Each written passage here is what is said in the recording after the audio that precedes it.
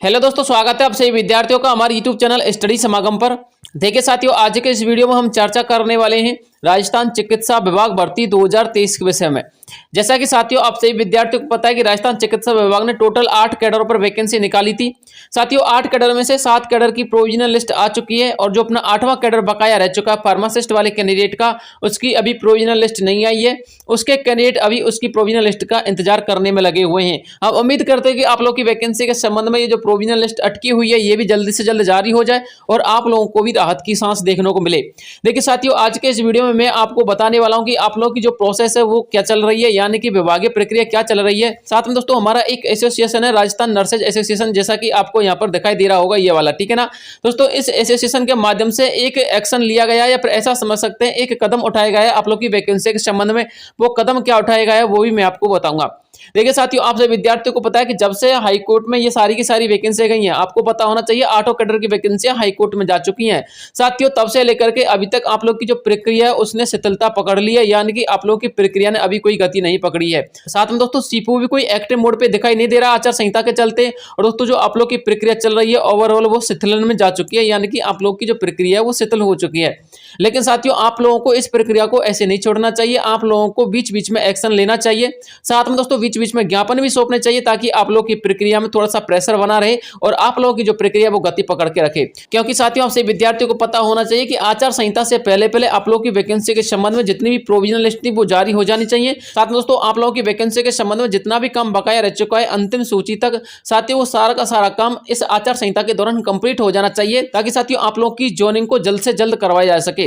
इसलिए साथियों हमारे एक राजस्थान नर्सेज एसोसिएशन है दोस्तों, उनके माध्यम से एक कदम उठाया गया है। वो कदम क्या उठाया गया है साथियों वो भी देख लीजिए, और आप लोगों को ये तो पता चल गया होगा कि आप लोगों के वैकेंसी के संबंध में विभाग ने शिथिलता पकड़ ली है, यानी कि आप लोगों की जो वैकेंसी के संबंध में विभाग की जो प्रक्रिया चल रही थी साथियों अब उसमें कोई एक्टिवनेस दिखाई नहीं दे रही है, अब उसमें कोई फुर्ती दिखाई नहीं दे रही है।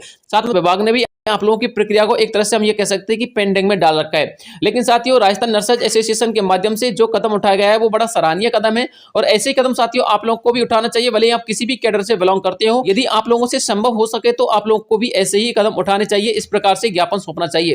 देखिए साथियों राजस्थान नर्सेज एसोसिएशन के माध्यम से एक ज्ञापन सौंपा गया है।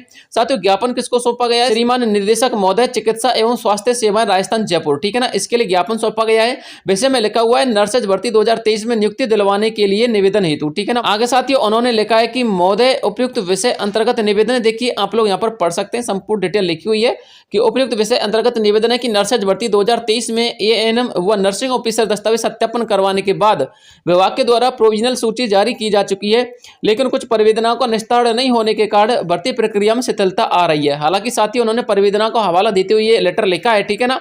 उसके बाद साथियों उन्होंने लिखा है कि महोदय जी आप लोगों से निवेदन है या फिर विनम्र निवेदन है कि आप परिवेदनाओं का निस्तारण करवाते हुए नर्सेज भर्ती 2023 में पदस्थापन दिलवाने का श्रम करें, जिससे हजारों नर्सेज को नियमित रोजगार मिल सके। धन्यवाद। देखिए साथियों ये जो लेटर लिखा है वो लिखा है हमारे प्रदेश महासचिव सुरेंद्र गुर्जर जी ने और प्रदेश अध्यक्ष खुशीसम मीना जी ने, ठीक है ना। इसी प्रकार से साथियों आप लोगों को भी इसी प्रकार के सराहनीय कदम उठाने चाहिए, ताकि साथियों आप लोग की वैकेंसी के संबंध में जो प्रोसेस चल रही है ना, इस प्रोसेस को गति मिले और ये जो प्रक्रिया चल रही है ये शिथिलन ना पकड़े। क्योंकि साथियों यदि आप लोग की प्रक्रिया ने इस प्रकार से शिथिलता दर्शाई या फिर इसी प्रकार से शिथिलता पकड़े रखी तो दोस्तों आप लोगों की नियुक्ति का फरवरी मार्च जो आप लोग सोच के चलते हो ना, तो फरवरी मार्च भी दोस्तों आप लोगों को नियुक्ति देखने को नहीं मिलेगी। हो सकता है अप्रैल मई जून जुलाई अगस्त तक आप लोगों की नियुक्ति देखने को मिले, क्योंकि साथियों आप लोगों का जब तक काम कंप्लीट नहीं हो जाता अंतिम सूची तक दोस्तों तब तक आप लोगों की वैकेंसी के संबंध में कोई विशेष नियुक्ति के आदेश भी जारी नहीं हो सकते, और नए साथियों आप लोगों की वैकेंसी के संबंध में नियुक्ति हेतु और अंतिम सूची हेतु को विशेष अपडेट आपको देखने को मिलेगी, ठीक है ना।